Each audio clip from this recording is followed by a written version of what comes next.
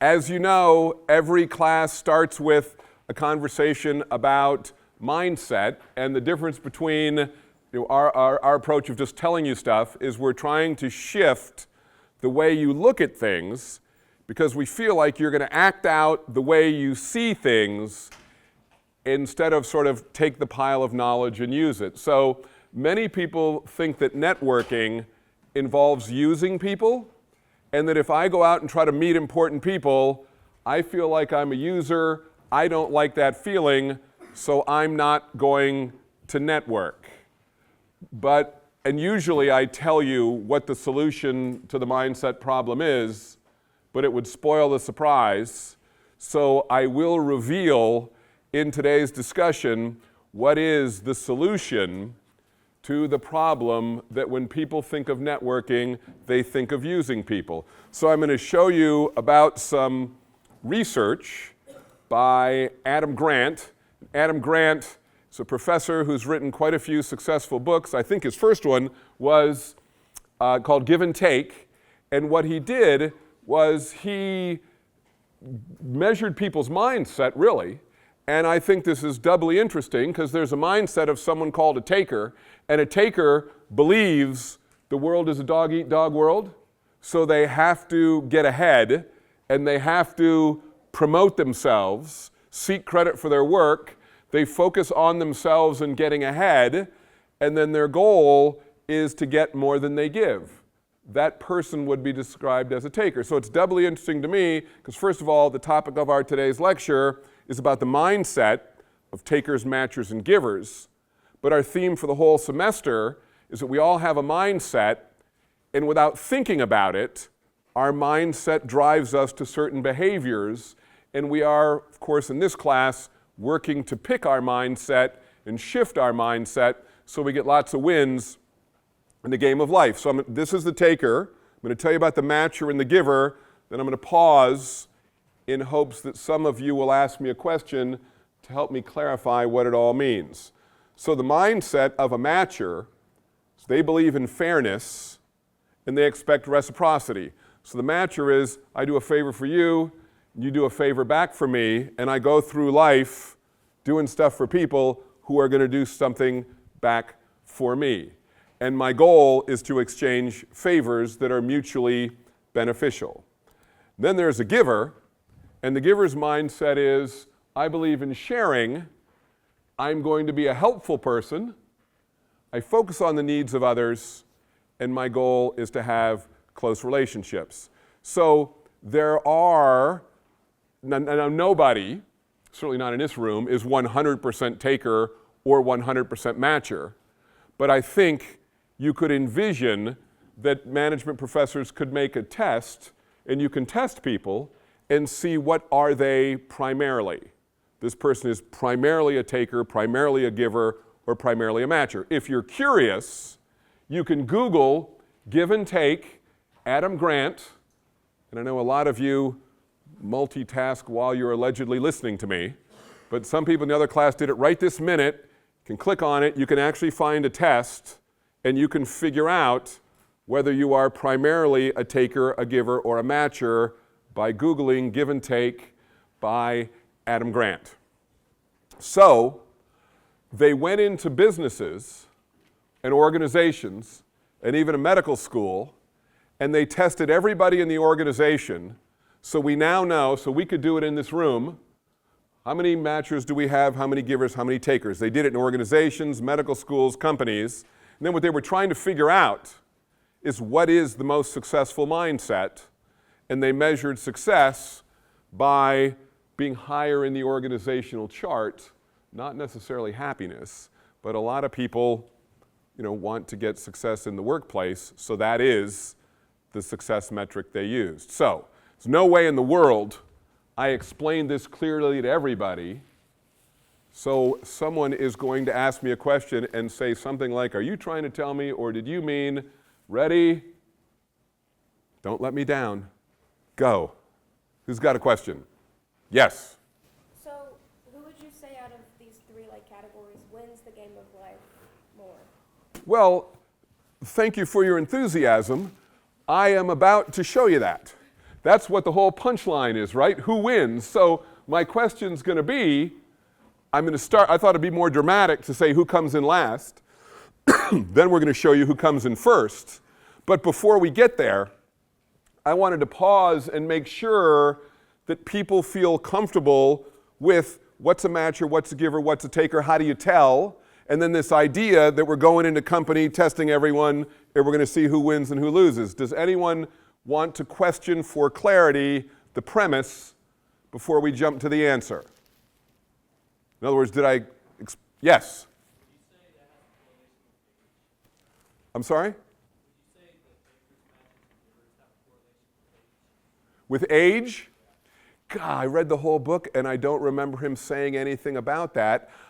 So my answer is going to be a guess because I don't remember what the book says. I do not think that it is. It's possible for humans to change if they want to and they try hard. But it is not clearly age related. Like young people tend to be givers and old people tend to be takers. There's nothing as clear as that. I think if there was something interesting, it would have been in the book. So my answer is I think it's more of a personality than age related. But it's a very good question. Anybody else want to ask a question before we get to the excitement? All right. Now we're to the excitement. Oh, go ahead. What would you say you are? Well, I actually know what I am because I logged on to the website, but I don't want to tell you yet because it's going to ruin some of the fun.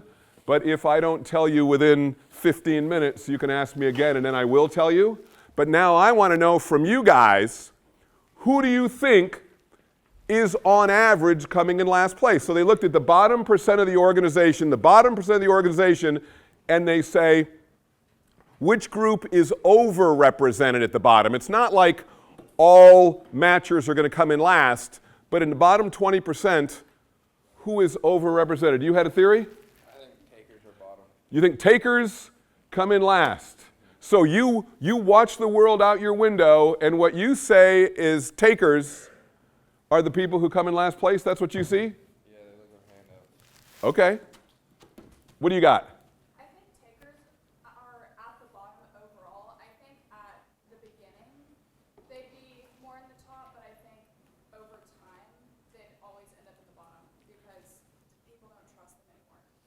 That is actually a fascinating statement. It ruins everything for you to say it now, but it's very clever, and we will come back to you. Did you want to do the last guess? What do you got? Givers get taken advantage of. All right, givers are in last place.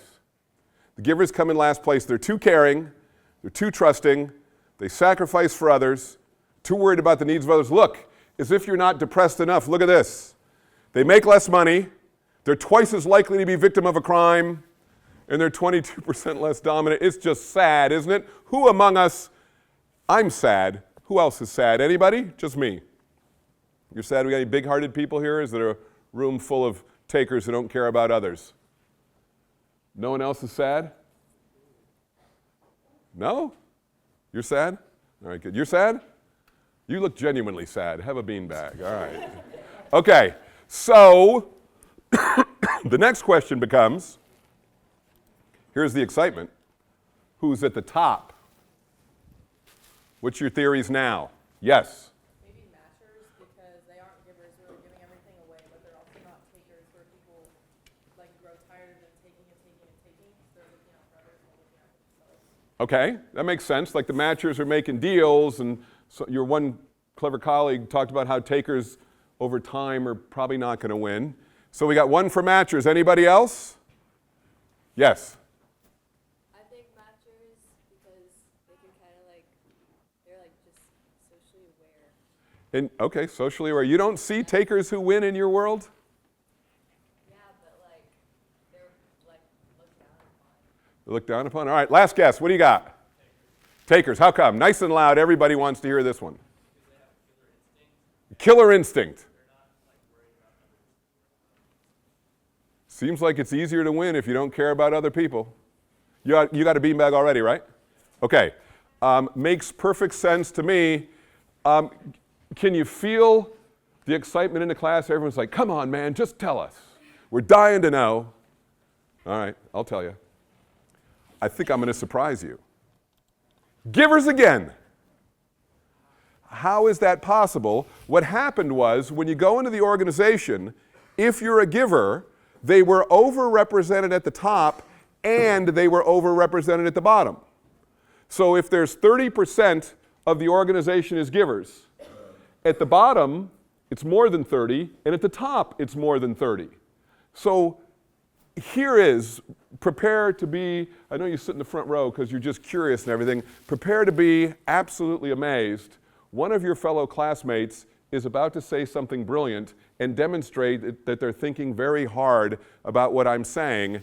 If you just heard that givers come in last and givers come in first, there is a question out there that is dying to be asked. You would not want to leave this classroom without knowing the answer to this question. Who is thinking and knows what the question is? What's that? Who cares who's in the middle? We all want to win. Sorry, that was harsh. I don't think this is what you're implying, but if this test is like just being given and people are just picking the questions, wouldn't you just pick the questions that make you look the best? No. So the question was, when people take these tests, don't they try to make themselves look good? Here's something, I think this is hysterical. There's a test, you can go out online and do this. It's called a psychopathy test to figure out whether you're a sociopath. And you'd be thinking to yourself, nobody is going to answer the questions showing that they're a sociopath. Wrong. Sociopaths are proud to be sociopaths. And people tend to think they're right. You see people doing embarrassing behavior, they think that's proud behavior. So people actually answer these questions honestly, A, and then B, researchers have a way to track consistency to ensure that they are being honest. So let's not debunk the test. What were you thinking?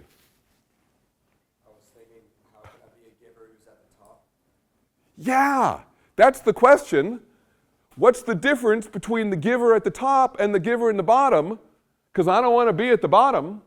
And it's the great question, right? What's the difference between givers who win and givers who lose? Because there is a dramatic difference. You're either likely to win or likely to lose. And here's just, this is, as you, someone up there, the one I said was clever, this is, you were right. The takers, their life gets harder because people are against them and they eventually figure out that they're a taker. So look at this. Prepare to be, I'm trying not to brag, but good grief, look what I've got. A lot of you read about me on the internet, you see these TikTok things, they say I'm not a real professor. Bam, I got 4 square box. I don't know what it's called, but wouldn't you agree only professors have 4 square boxes? So I think this proves I'm a real professor. And look what it says. It's got concern for self-interest on one column and interest in others on the other. So the taker, right, would have a high self-interest but no interest in other people.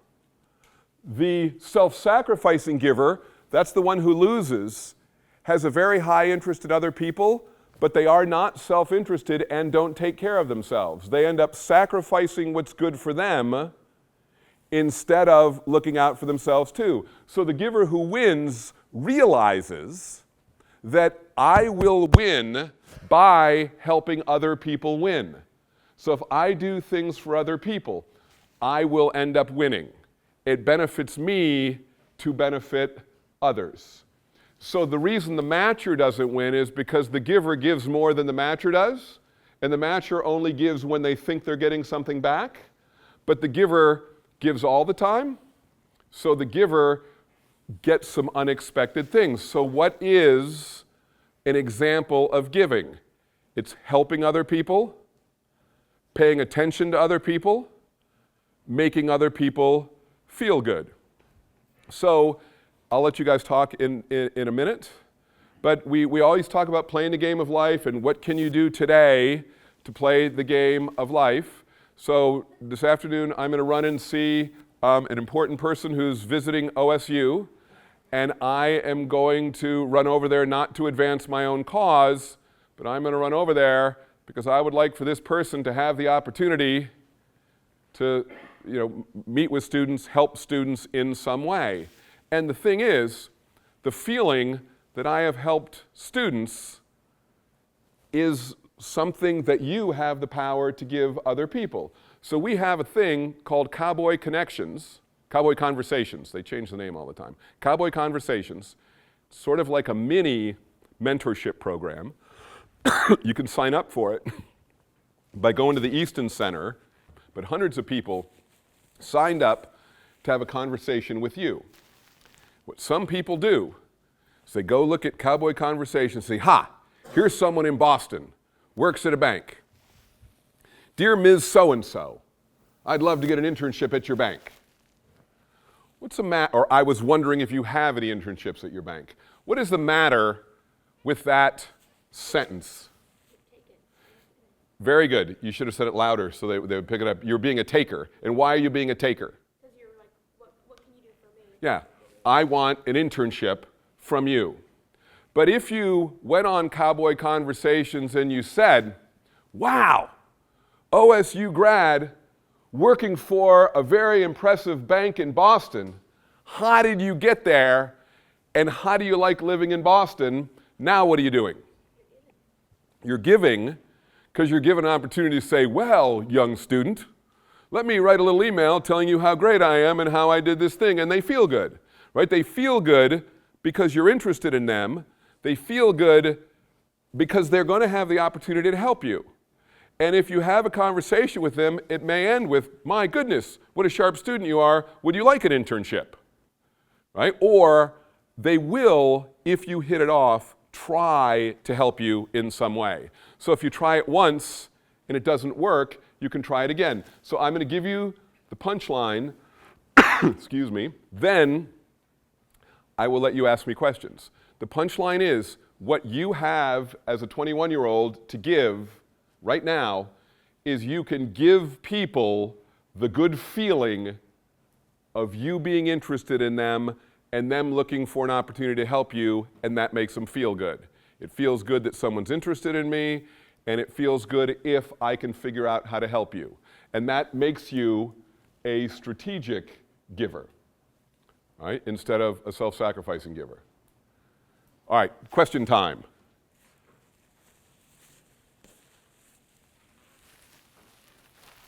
Yes? Are you saying that givers like inherently make good luck for themselves? Well, that's very well put, right? Because if you go around paying attention to people, doing favors for people, and being helpful, you are going to make good luck for yourself. So, which was our last lecture topic. So it makes perfect sense, doesn't it? What differentiates like a giver and a matcher? Because I feel like I like to think I'm a giver, but at the same time, I'm also very petty. Like, if I don't like someone, I just completely ignore them. Like, Yeah. Well, I mean, that would be one of the differences. would that not be a strategic giver though? A matcher keeps score. So a matcher generally doesn't want to help someone unless you think there's a chance of being helped back. And then you keep score and say, I'm not helping this person because I helped them once and they haven't helped me back, right? That's a matcher. A giver just has a mindset of helping others and they don't keep score. I don't know who is going to help me back, but if I help 10 people, someone's going to. That's the mindset of the giver, which leads to luck. And so the answer is, when I took the test, I was 79% giver. But I'm afraid part of it is a self-sacrificing giver because I have a tendency to have trouble with boundaries and saying no. So I actually end up helping sometimes when I probably shouldn't. But we're getting into the too much information department. Anyone else want to ask a question? Brooks, quit looking inquisitive if you have nothing to say. Do you have something to say? Well, yeah. You looked like you had something to say. Well, I think a lot of the issue with a lot of like people who are self-sacrificing givers, sometimes it's not that they're just too timid or they're too empathetic, but I think it's that sometimes they're very naive. Like I know a lot of people that are self-sacrificing, and they just can't wrap their brain around the fact that people might have ulterior motives. Like some people just have this like happy worldview.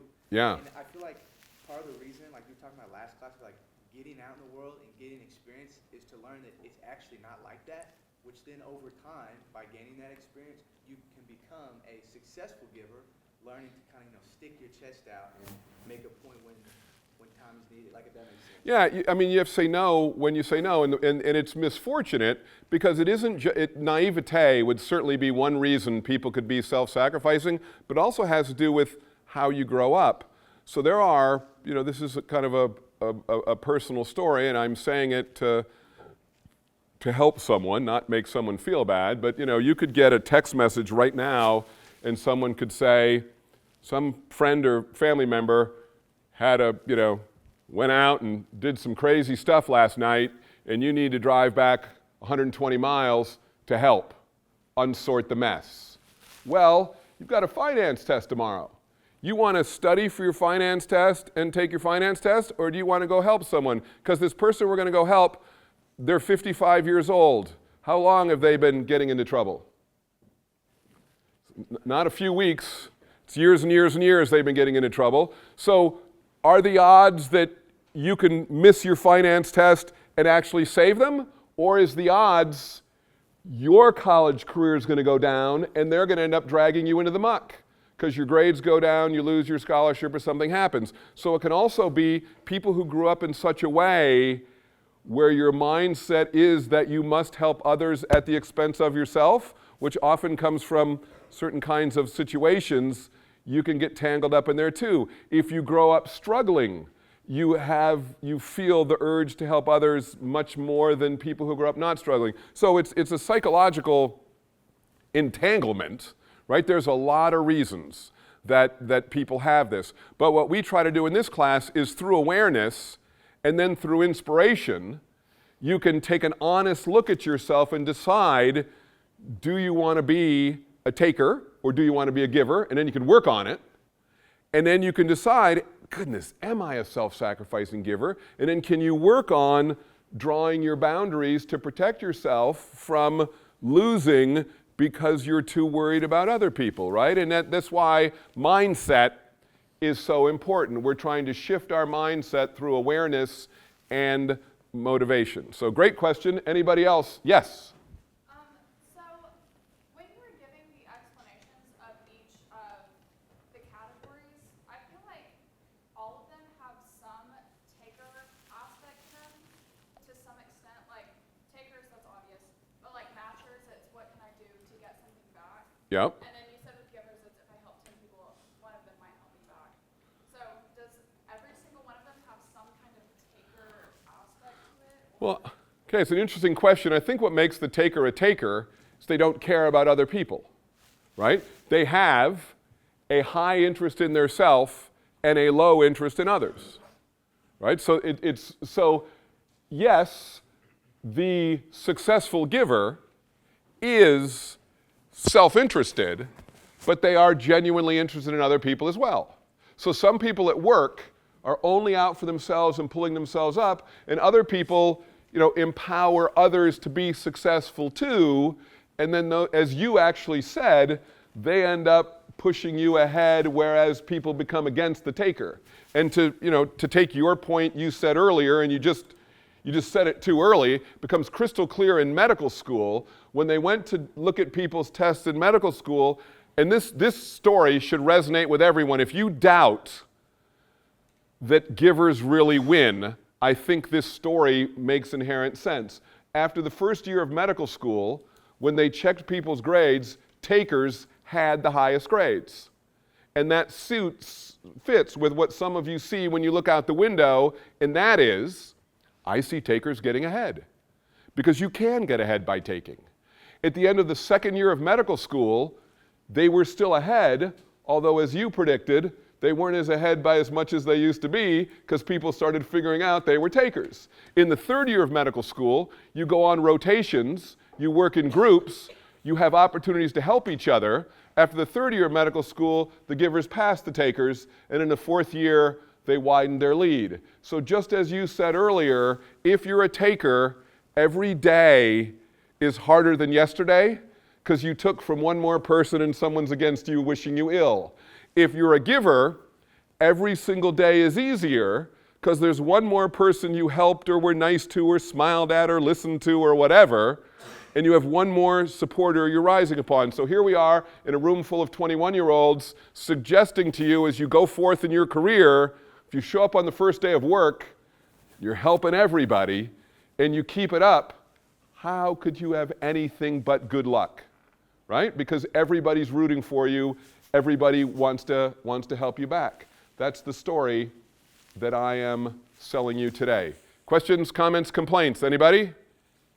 Anything? Isn't that a naive thing to think about? Like how he was saying, if like you go around and you're like, oh, I'm just gonna help everybody, and then like, I don't know. I listened to this one podcast a while ago, and it was saying the underlying factor that makes people the happiest is like having like boundaries and like knowing when you can have. Yeah.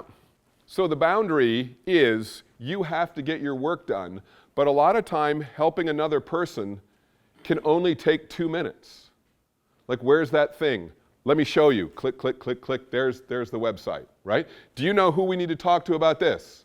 Yes, I do. Let me send him an email and introduce you, right? So a lot of times helping other people is, hey, I had a bad weekend. What happened? You listen for 5 minutes, right? You're right. Well, the chart's gone, but you can be a self-sacrificing giver if you don't look out for yourself. But this idea is I look out for myself by looking out for others. And I think our next story will maybe drive the point home. The overwhelming majority of people who come to OSU come from the middle class, which would be very broad, from sort of lower middle class to upper middle class. That's where I grew up.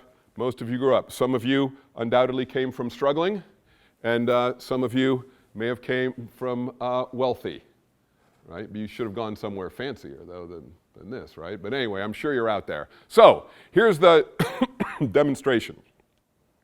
If you grew up middle class, more or less, your first memory is your parents telling you the key to being a success in life, the key to winning in the game of life is, everyone yell it out at once, it is? Work hard.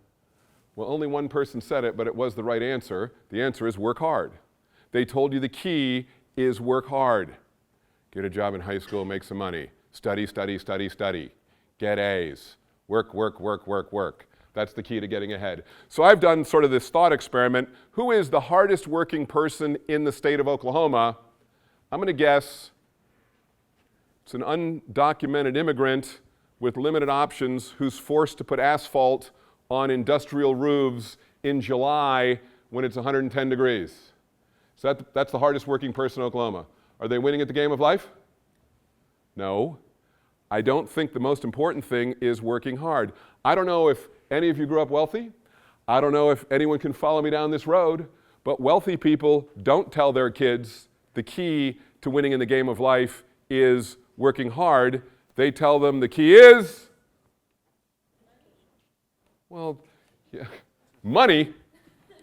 How to be successful? Well, first get some money. Okay, yeah, but what leads to money? Here comes your beanbag for helping me. What leads to money? It's who you know. It's relationships. So the most successful people will tell you the key to success in life is relationships. The masses will tell you it's hard work. Now, we're being videoed today. Some rich person's going to see this and call me up and say, damn it, Andy, we work really hard to be rich. Yeah, I know. But you also spent an incredible amount of time on relationships. And actually, relationships take a lot of work. So if you put all the dots together today, what's the key to having relationships? Don't let me down. Helping others. Yes, doing things for other people, right? Like, who wants to be your friend? Well, there's a lot of benefits to being you. You listen, you do things you don't want to do, you help out, you're fun, you do your share of the work, right? So you win at the game of life through relationships, and you get relationships by focusing on the needs of others and making sure you're helpful and pleasant and agreeable. Yes? If you're a giver, don't you think, like, takers will kind of become the people that surround you because takers like to surround themselves with givers? Well, takers like to surround self-sacrificing givers. If you're a strategic giver, you realize people are takers, and then you draw a boundary, right? If you're a self-sacrificing giver, you would consistently give to the taker, right? But you know, you give people the benefit of the doubt, but once you notice that someone just takes, you stop giving, right? That's one of the big differences between a self-sacrificing giver and a strategic giver. Yes? So if you're a strategic giver and you're giving to others, I think there's like a term for this, but wouldn't that in return make people want to give back to you Yeah. and help you? And Reciprocity. Yes. Whoops, you got 2 beanbags. Reciprocity is there's a cognitive bias that when somebody does something for you, you feel like you have to do something back. So if you're walking down the street and someone tries to like hand you a flower, you know they're going to ask for money, so you try not to take the flower, right? Why not just take the flower and go, ha, reciprocity doesn't work on me? And the answer is because it does work, so you don't want to take the thing, right? Right? So, Someone were to be the person that takes it and keeps walking, is that a taker? no, that's a person who can use rationality to overcome the cognitive biases in the human brain. The metaphor I would use for doing favors is it's like planting a seed like a farmer. So when you make a friend and stay in touch with that friend, when you listen to people, are helpful, do them a favor, give them advice, introduce them to people, right? All those little things you can do, metaphorically, it's planting a seed. So you could ask me, what's the luckiest seed I ever planted?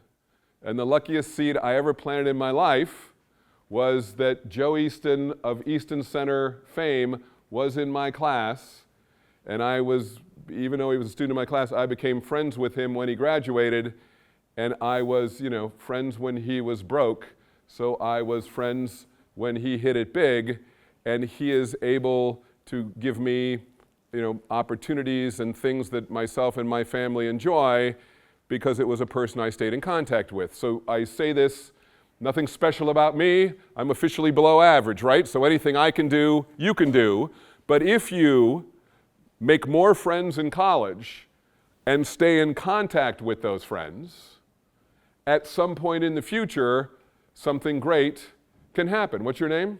Danny. See Danny right now, sitting in the front row, wearing his OSU shirt. Who knows what's going to happen?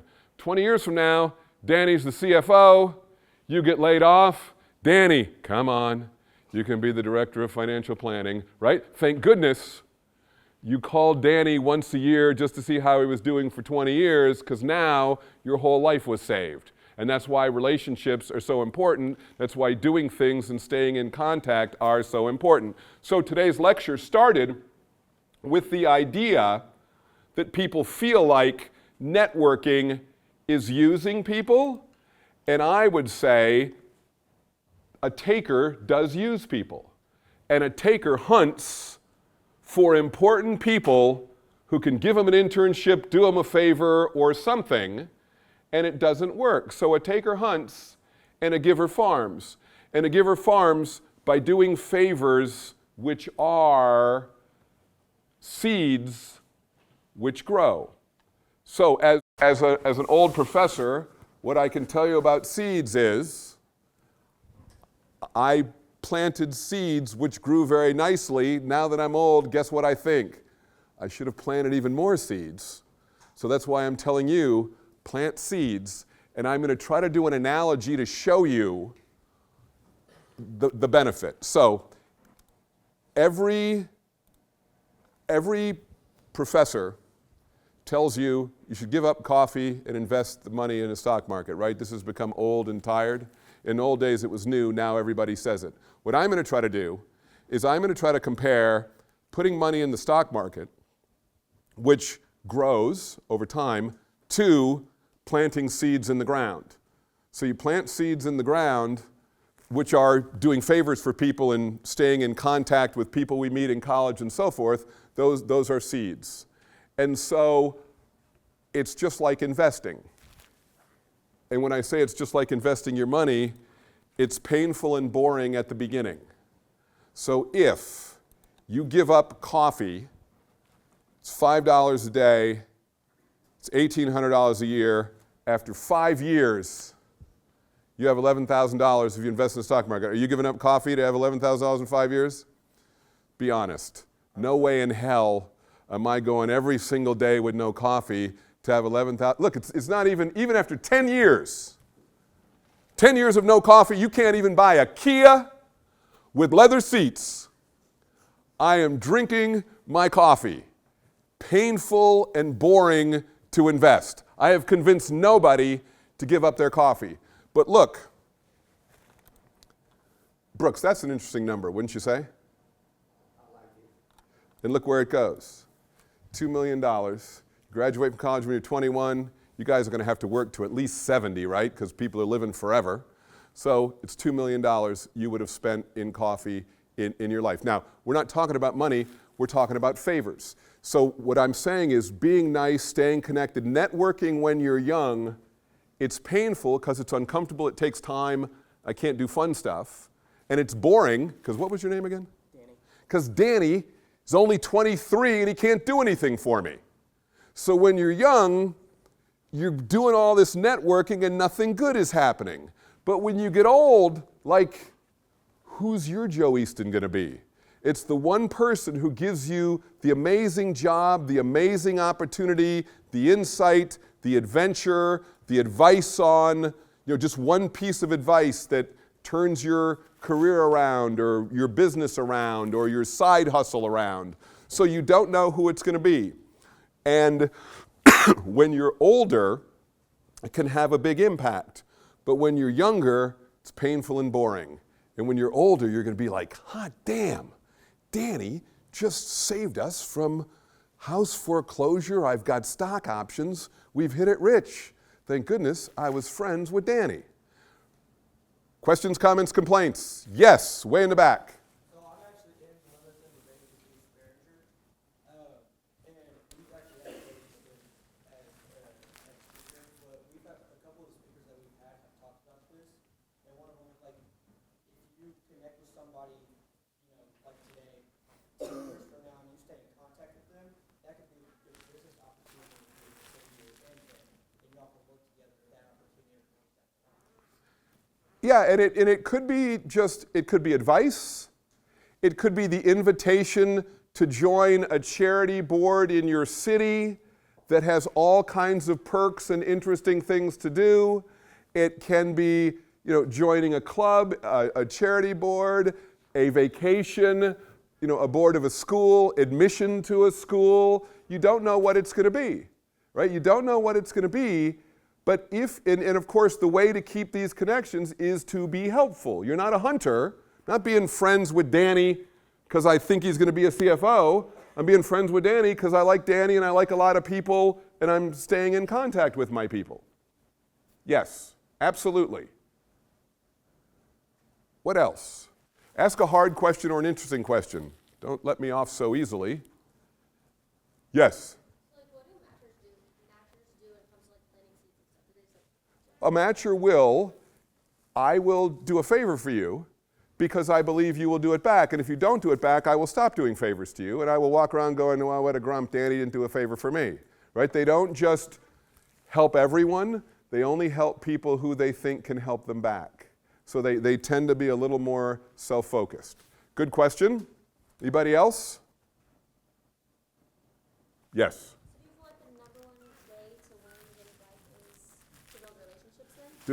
In my mind, well, first of all, it's what the people who do win say it is, so I'm inclined to believe them, and it makes perfect sense to me because, I have a former student who actually is very successful and makes a lot of money, but got himself into a financial entanglement. And he called me, and I called someone I know who's the CFO of a bank, came up with a plan to untangle him, right? If he hadn't known who to call, he wouldn't have been entangled.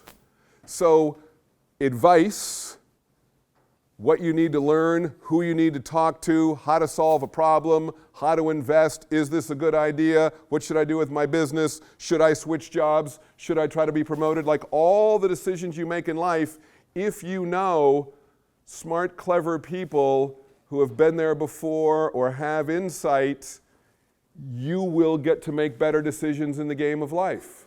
So it seems to me it has to be true. But people only want to be friends with you if you are able to bring something to the table and be useful to know as well. That's, of course, the tricky part, right? Yes? So, kind of like you're talking about with the investing, like how do you know who to invest in, like who to... Yeah, so how do you know who to invest in? So to be clear, this investing was based on the stock market performance when I got out of college. That's what those numbers turned into. But we did it by analogy for doing favors for people. Favors for people can be $2 million in year 11, right? I mean, it was just showing you that it's slow at the beginning and big at the end if you work on it, but networking can pay off much more. So the question was, who do you know who to invest your time in? The answer, of course, the matcher evaluates Danny and tries to figure out, is he going to be a success? But the giver invests in everybody, drawing boundaries to ridiculous people. But that's the whole idea. The giver doesn't care. It just takes a few minutes to help people, or a couple of hours. Why wouldn't I help everyone? And you're like, my friends never call me back. So what? You call them every quarter, or you call them every year, and you're making sure the connection stands, and they will still know you when you need them. Anybody else? Anything? All right, I think that is the end. Thank you so much for coming. Have a great weekend. I can't wait to see you on Monday.